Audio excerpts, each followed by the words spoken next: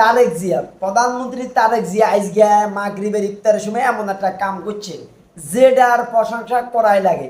আলহামদুলিল্লাহ, আমরা এই দৃশ্য দেখা কুরআনুল কারিমে আল্লাহ রাব্বুল আলামিন সূরা আযাবের ৭০ নম্বর আয়াতে বলেন, ইয়া আইয়ুহাল্লাযীনা আমানু তাকুল্লাহা ওয়াকুলু কওলান সাদীদ। আল্লাহ রাব্বুল আলামিন বলেন, হে ঈমানদারগণ, তোমরা আল্লাহকে ভয় করো এবং সত্য কথা, হক কথা বলো।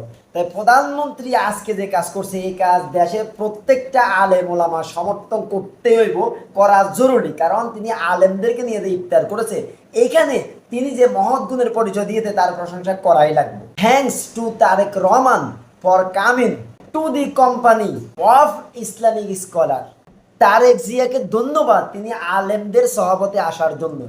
এইভাবে যদি তিনি আলেমদেরকে সাথে রেখে আলেমদের সাথে মিশে দেশ পরিচালনা করেন, তাহলে ইনশাল্লাহ আশা করা যায় তিনি সফল হবেন।